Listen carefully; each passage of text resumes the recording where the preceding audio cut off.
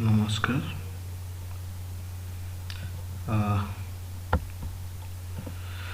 भूगोल षष्ठ सप्तम अष्टम नवम दशम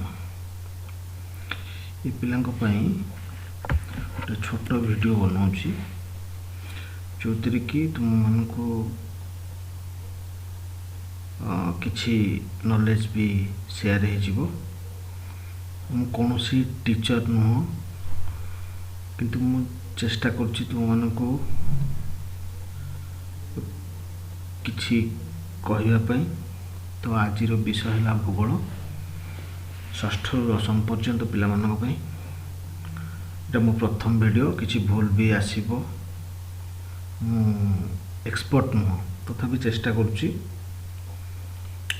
भूगोल विषय में डिस्कशन करिबा। भूगोल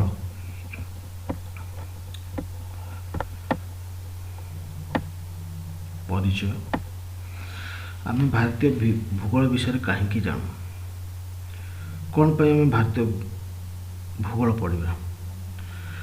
आमर दैनंदिन जीवन में भूगोलर अवदान कौन।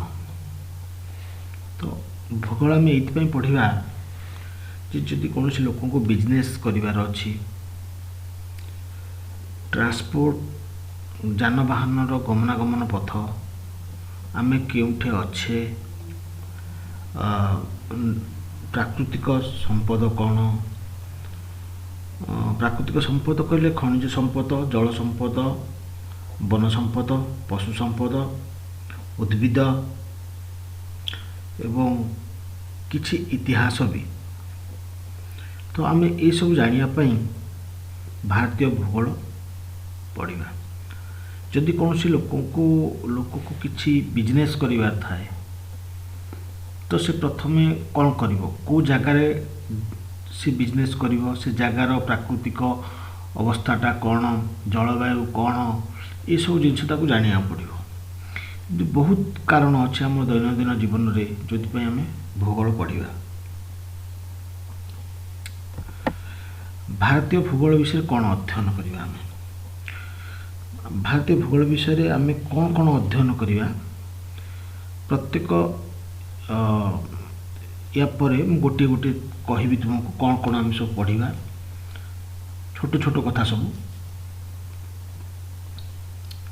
तो भारतीय भूगोल विषय बहुत जिनस अच्छी जो गुड़ा कि आमर ओडिया साहित्य हो कि काव्य कविता माध्यम भारतीय भूगोल को आम नजर को अणा जाइए, जोटा आम जानले मोटामोटी भाव में भारतर भूगोल आमको आखि आगे आसीज।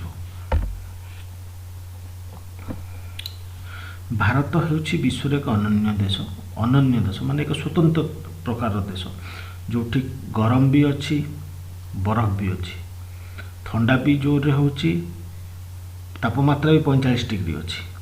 तो भारत विश्व होछि एक अनन्य देश। आ गोटे कारण होछि भारतर भूखंड ल्यूरासिया एवं गोंडवाना भूखंड को नहीं गठित। मन में प्रश्न आसीबो ल्यूरासिया आ गोंडवाना भूखंड कौन। तो प्रथम जिते पृथ्वीर जन्म होता से गोटे स्थलभाग थिला एवं गोटे जलभाग थिला। स्थलभाग को आम पांजिया कहते, जलभाग को पांथलेसा कहते। तो पांजिया स्थलभाग जो दी भाग विभक्त है, गोटे है ल्यूरासिया बा अंगारा आ गोटे है गोंडवाना। तो ये दीटा भूखंड मध्य जो सागर गोटी है ता ना है टेथिस। तो पांजिया पांथलेसा आमर मुख्य भूखंड और जलभाग। पांजिया दी भाग विभक्त है, ल्यूरासिया और गोंडवाना। भारत क्षेत्रफल अनुजाई सप्तम बृहत्तम देश।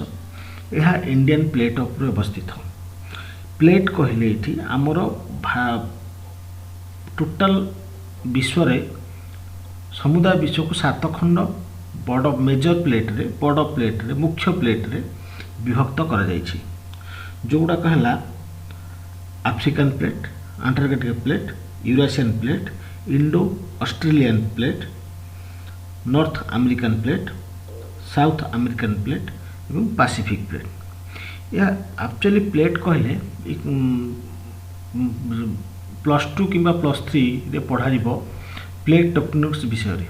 तो जितेबाला आपण मैंने बड़ हे प्लेट टेक्टोनिक्स विषय विस्तृत भाव में पढ़े।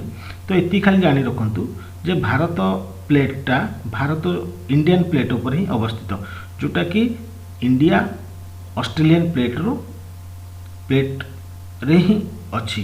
इंडिया प्लेट गोटे छोट माइनर प्लेट आ ऑस्ट्रेलियन प्लेट गोटे माइनर प्लेट, दीटा को प्लेट मिसिकी इंडो ऑस्ट्रेलियन प्लेट।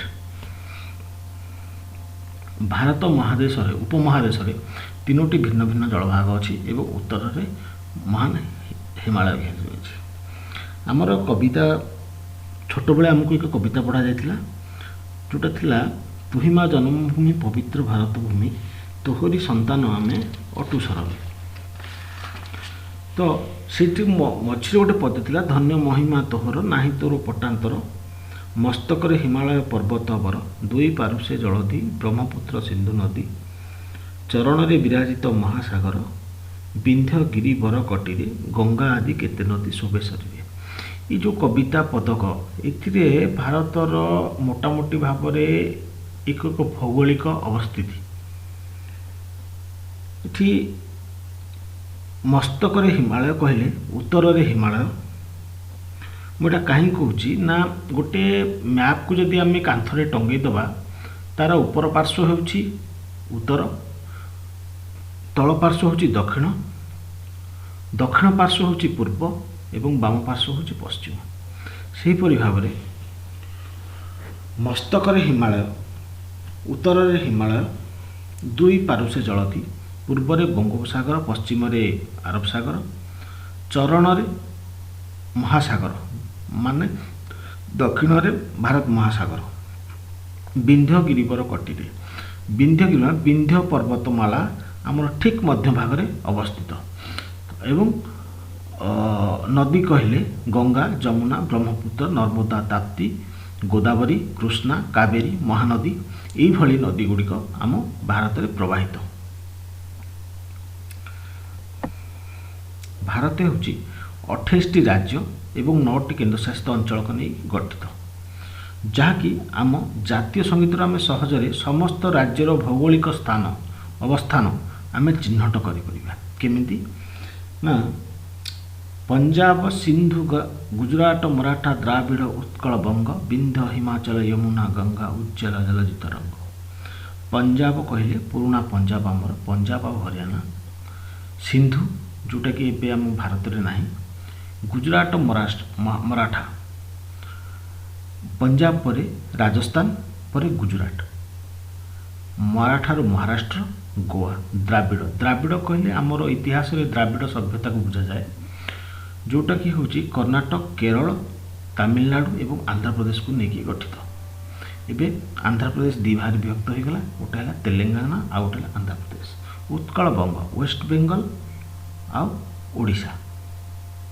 तापर आम ऊपर चलीगले टुवार्ड्स नॉर्थ आम जदि उत्तर को जीवा बिहार उत्तर प्रदेश उत्तराखंड हिमाचल प्रदेश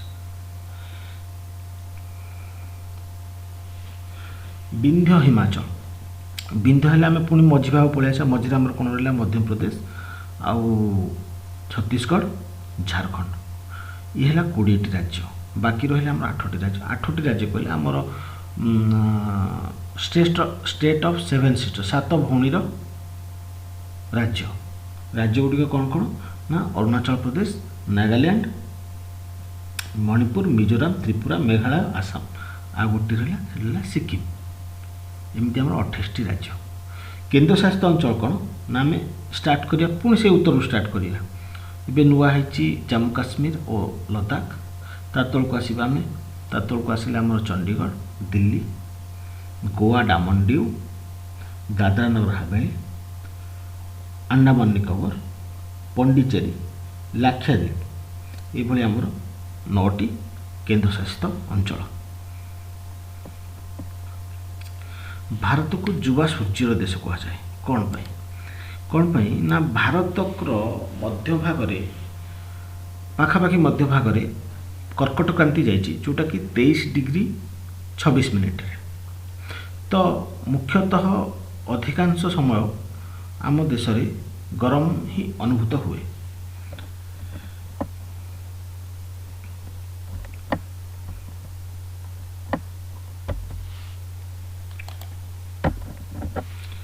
भारतर भौगोलिक अवस्थान जानापी आमको अक्षांश आ द्राघिमा विषय पढ़ा पड़ो। यार अक्षांश और द्राघिमार गुरुत्व कौन संक्षेप ता विषय भी आम जाना।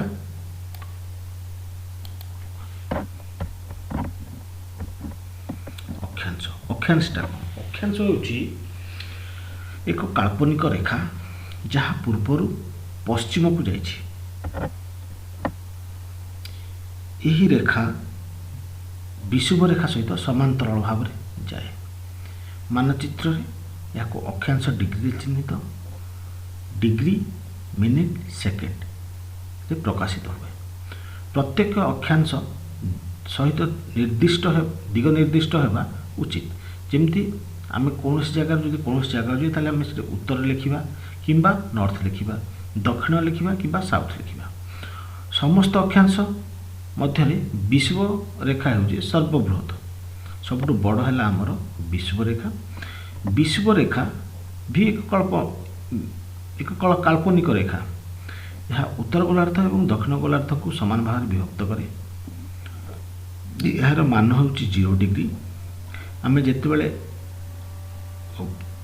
गोलार्ध आड़ को जावा, उत्तर गोलार्ध हो दक्षिण गोलार्ध हो 90 डिग्री पर्यंत यह 90 भाग विभक्त कर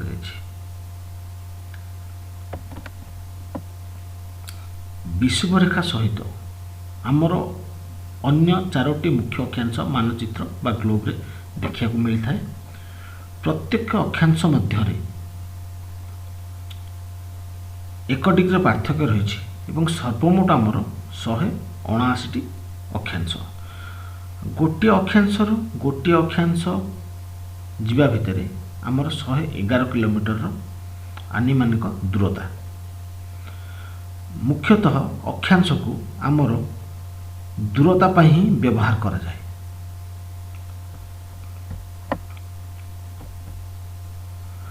अक्षांश वृद्धि हेले माने जिते आम 0 ରୁ 90 डिग्री पर्यंत जीवा आमर कौन कौन सब प्रभाव पड़ुछि। गोटे हूँ तापमात्रा ह्रास हो, दिन रातिर वृद्धि हो, बासस्थान ह्रास हो, उद्भिद प्रकार भेद बदली यहपरी बहुत जिनस अच्छी अक्षांश वृद्धि प्रभाव ही होता है। आमर जो मुख्य 4टी अक्षांश है सुमेरु रेखा, कुमेरु रेखा, कर्कट क्रांति और मकर क्रांति। सुमेरु रेखा कौन ना यार अवस्थिति विषुव रेखार 66 डिग्री 34 मिनिट उत्तर को। यही रेखार पड़ुवा समस्त स्थान सुमेरु वृत्त से ही कहुए, सुमेरु वृत्त बोली कहुए। सेपरि कुमेरु रेखा जोटा आमर अच्छी सेटा हूँ विषुव रेखार दक्षिण को 66 डिग्री 34 मिनिट दक्षिण। कर्कट क्रांति विषुव रेखार 23 डिग्री 26 मिनिट उत्तर को जाइथिबा अक्षांश। पृथ्वीर सर्वाधिक स्थिति को यह चिन्हट करे जो सूर्य सीधा सड़क मुंड ऊपर देखा जाए जिते पृथ्वी उत्तर गोलार्ध सूर्य आड़ को ढली रही है। मकर क्रांति विषुव रेखार 23 डिग्री 26 मिनिट दक्षिण को जो काल्पनिक रेखाटी अच्छी ताहाको मकर क्रांति कहुए। यह पृथ्वीर दक्षिण सर्वाधिक स्थिति को चिन्हित करे जो सूर्य सीधा सड़क मुंड ऊपर को देखा जाए। चित्र माध्यम देखिले आम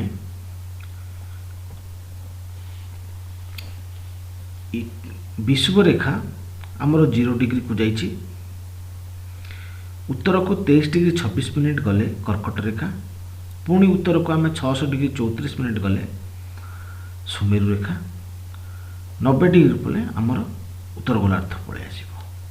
यापर जदि आम विषुव रेखार दक्षिण को 23 डिग्री 26 मिनिट दक्षिण को आसवा सेटा को आम कौन कहे ना मकर क्रांति।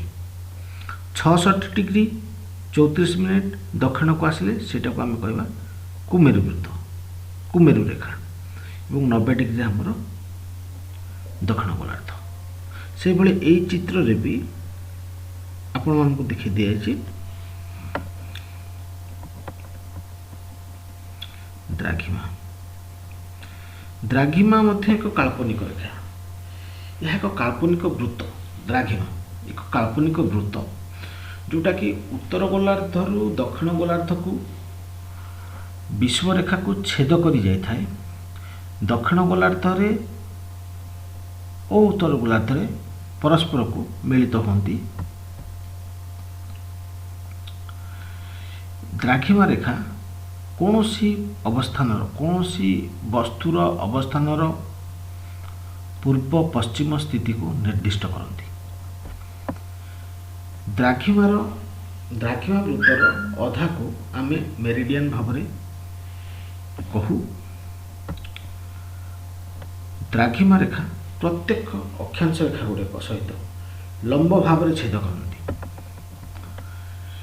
ग्रीनिच इंग्लैंड दे जाइथिबा मेरिडियन लाइन को द्राघिमा पाई संदर्भ रेफरेंस बिंदु भाव विवेचना करा जायछि।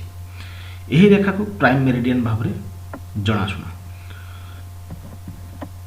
प्राइम मेरिडियन रेखा को 0 डिग्री द्राघिमा भाव विवेचना करा जायछि एवं यह पृथ्वी को पूर्व एवं पश्चिम गोलार्ध विभक्त करछि। जेमिति हमर विषुव रेखा पृथ्वी को उत्तर और दक्षिण गोलार्ध विभक्त करिथाय, ठीक सेमिति प्राइम मेरिडियन पृथ्वी को पूर्व एवं पश्चिम गोलार्ध विभक्त करिछि। समुदाय द्राघिमा रेखा होछि हमर 360 गोटी।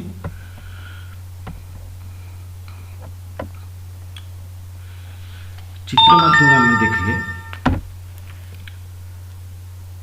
एटा हला हमर नॉर्थ पोल, इपटे आछि हमर साउथ पोल।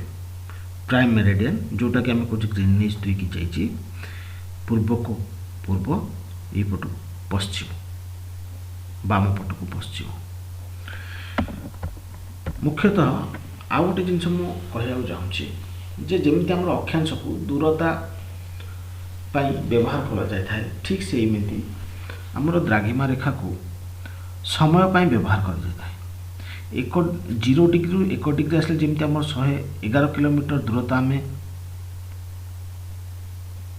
कभर कर थाउ, ठीक सेमिति आमे 0 डिग्री रु 1 डिग्री द्राघिमा रेखा भितर आमर 4 मिनिट पार्थक्य थाए।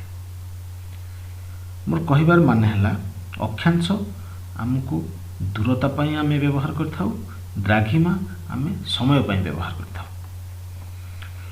तो भारतर भौगोलिक अवस्थिति, भारतर भौगोलिक अवस्थिति पृथ्वीर उत्तर पूर्व भाग में आम भारत अवस्थित। अक्षांश 8 डिग्री 4 मिनिट उत्तर रु 37 डिग्री 6 मिनिट उत्तर पर्यंत विस्तृत। कन्याकुमारी ठू इंदिरा कोल पर्यंत यह मध्य दूरता है 2933 किलोमीटर।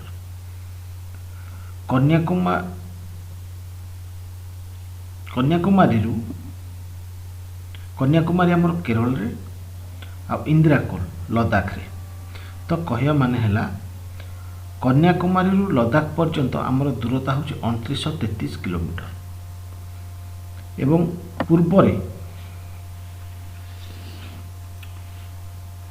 पूर्वरे किबुथु ठू पश्चिम रे गोहरमुथा पर्यंत यह विस्तृत। पश्चिम रे 68 डिग्री 7 मिनिट पूर्वर 57 डिग्री 25 मिनिट पूर्व द्राघिमा रेखा पर्यंत विस्तृत। या मध्य दूरता होची 3214 किलोमीटर। समुदाय तल भागर जमी सीमा आमर होची 15200 किलोमीटर एवं जल सीमा 7516 किलोमीटर। अंडमान निकोबर को और लाक्षाद्वीप को अंतर्भुक्त करी, अन्यथा जदि आम अंडमान निकोबर द्वीपपुंजर जलसीमा को आम मिसेबानी तार टोटाल हो 6100 किलोमीटर। समुदाय क्षेत्रफल होउछि 32,87,000 263 ବର୍ଗ କିଲୋମିଟର। ମନେ ରଖିବାର ସୁବିଧା ଉପାୟ ହେଉଛି ପ୍ରଥମରେ ଏବଂ ଶେଷରେ 3 ଶେଷରେ 26 3 ପୂର୍ବରୁ ଓ ପ୍ରଥମର 3 ପରେ 28 ମଝିରେ 7 3 3 26 28 7।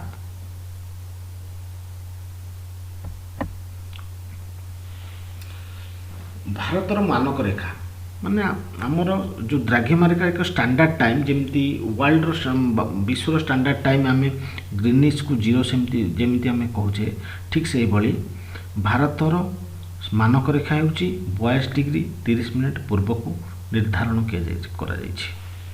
ଏହି ରେଖା ଦ୍ୱାରା ଭାରତୀୟ ସମୟ ନିର୍ଦ୍ଧାରିତ ହୋଇଛି। କର୍କଟ କ୍ରାନ୍ତି ବିଷୟରେ ଆମେ ଆଉ କିଛି ଜାଣିବା। ବିଷୁବରେଖାର 23 ଡିଗ୍ରୀ 26 ମିନିଟ୍ ଉତ୍ତରକୁ ଯାଇଥିବା ଅକ୍ଷାଂଶକୁ ଆମେ କର୍କଟ କ୍ରାନ୍ତି କୁହାଯାଏ। ଏହା ଭାରତୀୟ ଉପମହାଦେଶର 8ଟି ରାଜ୍ୟ ଦେଇ ଗତି କରିଛି। ରାଜ୍ୟଗୁଡ଼ିକ ହେଲା ରାଜସ୍ଥାନ, ଗୁଜୁରାଟ, ମଧ୍ୟପ୍ରଦେଶ, ଛତିଶଗଡ଼, ଝାଡ଼ଖଣ୍ଡ, ପଶ୍ଚିମବଙ୍ଗ, ତ୍ରିପୁରା ଏବଂ ମିଜୋରାମ। ସହର କହିଲେ ଅହମ୍ମଦାବାଦ, ରାଞ୍ଚି ଏବଂ ହୁଗୁଳି ଦେଇ ଆମକୁ ଯାଇଛି। ଏଇଠି ଆମର କମ୍ପିଟେଟିଭ୍ ଏକ୍ଜାମ୍ ହେଉ କି ସ୍କୁଲ ଏକ୍ଜାମ୍ ହେଉ, ସେଇଠି ଆମର କୋଶ୍ଚିନ୍ ହିଁ ଆସିଥାଏ।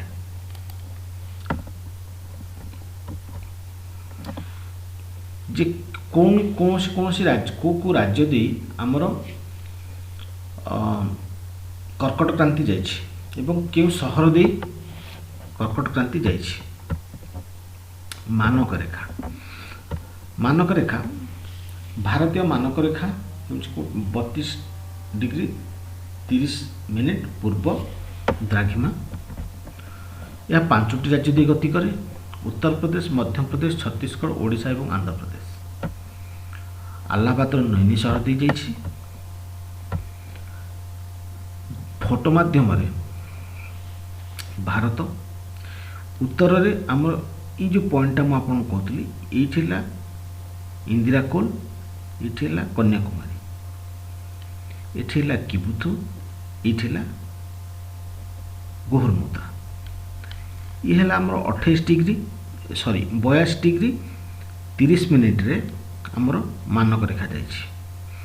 23 ଡିଗ୍ରୀ 26 ମିନିଟ୍ରେ ଆମର କର୍କଟ କ୍ରାନ୍ତି ଯାଇଛି। ରାଜ୍ୟ ଏବଂ କେନ୍ଦ୍ରଶାସିତ ଅଞ୍ଚଳ ଆମର 28ଟି ରାଜ୍ୟ ଏବଂ 9ଟି କେନ୍ଦ୍ରଶାସିତ ଅଞ୍ଚଳକୁ ନେଇ ଗଠିତ। ବୃହତ୍ତମ ରାଜ୍ୟ କ୍ଷେତ୍ରଫଳ ଅନୁସାରେ ପ୍ରଥମରେ ରାଜସ୍ଥାନ, ଦ୍ୱିତୀୟରେ ମଧ୍ୟପ୍ରଦେଶ, ତୃତୀୟରେ ମହାରାଷ୍ଟ୍ର, ଚତୁର୍ଥରେ ଉତ୍ତରପ୍ରଦେଶ ଏବଂ ସବୁଠୁ ଛୋଟ ରାଜ୍ୟ ହେଉଛି କ୍ଷେତ୍ରଫଳ ଅନୁସାରେ ଆମର ଗୋଆ। ଭାରତର ରାଜସ୍ଥାନ ବୃହତ୍ତମ ରାଜ୍ୟ, ଯାହାର କ୍ଷେତ୍ରଫଳ ହେଉଛି 342,239 ବର୍ଗ କିଲୋମିଟର। ଏହାପରେ ମଧ୍ୟପ୍ରଦେଶ, ମହାରାଷ୍ଟ୍ର ଏବଂ ଉତ୍ତରପ୍ରଦେଶ। ଗୋଆ ହେଉଛି ଭାରତର ସବୁଠାରୁ ଛୋଟ ରାଜ୍ୟ, କ୍ଷେତ୍ରଫଳ ମାତ୍ର 3702 ବର୍ଗ କିଲୋମିଟର। ଜନଗଣନା ହିସାବରେ ଉତ୍ତରପ୍ରଦେଶ ହେଉଛି ସବୁଠୁ ଜନବହୁଳ ରାଜ୍ୟ। ପଶ୍ଚିମ ଗୁଜୁରାଟରେ, ଯାହା ଦେଶର ଚରମ ପଶ୍ଚିମ ଦିଗରେ ଅବସ୍ଥିତ। ଅରୁଣାଚଳ ପ୍ରଦେଶ ଚରମ ପୂର୍ବରେ, ଉତ୍ତରରେ ଲଦାଖ, ଦକ୍ଷିଣରେ କେରଳ। ଭାରତର ପୂର୍ବ ଭାଗରେ ମଣିପୁର, ମେଘାଳୟ, ଆସାମ, ମିଜୋରାମ, ନାଗାଲାଣ୍ଡ, ତ୍ରିପୁରା, ଅରୁଣାଚଳ ପ୍ରଦେଶ ରହିଛି। ଏହାକୁ ଆମେ 7 ଭଉଣୀ ରାଜ୍ୟ ଭାବରେ ବି ଜଣାଶୁଣା। ତ ଏଇଭଳି ଆପଣ ଯଦି ମନେ ରଖିବେ, ଆପଣ ରାଜ୍ୟ କେଉଁଠି ଅଛି, ଆମର ପ୍ରତ୍ୟେକ ରାଜ୍ୟର ଭୌଗୋଳିକ ଅବସ୍ଥିତି କେଉଁଠି ଅଛି, ଆପଣ କେବେ ଭୁଲିବେନି। ଭାରତର ପୂର୍ବ ସୀମା ଏବଂ ପଡ଼ୋଶୀ ଦେଶ। ଭାରତର ପଶ୍ଚିମରେ ପାକିସ୍ତାନ ସହିତ ଏହାର ଆନ୍ତର୍ଜାତିକ ସୀମା ବାଣ୍ଟିଛି। ଉତ୍ତର ପୂର୍ବରେ ନେପାଳ, ଚୀନ ଓ ଭୁଟାନ, ପୂର୍ବରେ म्यांमार ଓ ବାଂଲାଦେଶ। ଶ୍ରୀଲଙ୍କା ଭାରତର ଦକ୍ଷିଣରେ ଅବସ୍ଥିତ। ଆଣ୍ଡାମାନ ନିକୋବର ଦ୍ୱୀପପୁଞ୍ଜ ଠାରୁ ଥାଇଲାଣ୍ଡ ଏବଂ ଇଣ୍ଡୋନେସିଆ ନିକଟରେ ଅବସ୍ଥିତ। ରେଡ୍ କ୍ଲିଫ୍ ଲାଇନ୍ ଅନୁଯାୟୀ ଭାରତ, ପାକିସ୍ତାନ ଏବଂ ବାଂଲାଦେଶ ବିଭାଜନ କରାଯାଇଛି, ଯେଉଁଟାକି ଆମର 17 ଅଗଷ୍ଟ 1947ରେ ବିଭାଜନ ରେଖା ପ୍ରକାଶିତ ହୋଇଥିଲା। ମ୍ୟାକମୋହନ ଲାଇନ୍ ଭାରତ ଓ ଚୀନକୁ ବିଭକ୍ତ କରେ। ଅରୁଣାଚଳ ପ୍ରଦେଶ हिमाचल प्रदेश, उत्तराखंड, जम्मू काश्मीर, सिक्किम राज्यकूटर सीमा सहित लगी। 1914 मसीह सिमला ठारे ब्रिटिश और तिब्बत प्रतिनिधि मध्य रेखा चिन्हट कर सीमा एवं पड़ोसी देश भारत एवं अफगानिस्तान मध्य सीमा रेखा 1896 मसीह सार मोटिव डुरांड द्वारा निर्मित डुरांड लाइन भाव में जनाशुना। भारत और बांग्लादेश सीमा होची विश्वर भारतर दीर्घतम सीमा। यह आसाम, मेघालय, मिजोराम, त्रिपुरा एवं पश्चिम बंग भारतीय राज्य को स्पर्श करे। भारत सहित अफगानिस्तान क्षुद्रतम सीमा जहाँकि 106 किलोमीटर। द्वितीयटी होची भूटान 669 किलोमीटर।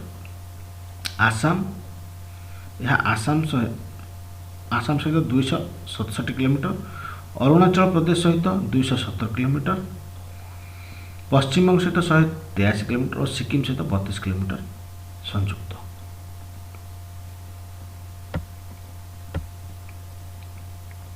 सीमारेखा पड़ोशी द्वारा किमी केते किलोमीटर लखे आमर अंशीदार। बांग्लादेश सहित 4096.7 किलोमीटर। चीन सहित 3488 किलोमीटर। पाकिस्तान सहित 3323 किलोमीटर। नेपाल सहित 1751 किलोमीटर।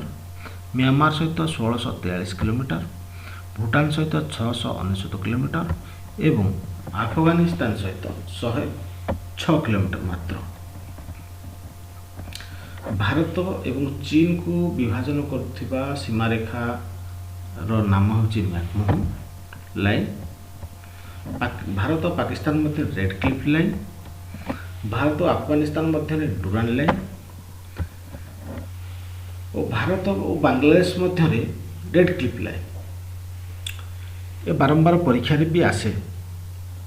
तबे आगामी वीडियो माध्यम रे आमे आम पृथ्वी विषय, भारतर नदी विषय, पर्वतमाला, मालभूमि, मरुभूमि, उपकूल और अन्य विषय आलोचना करवा।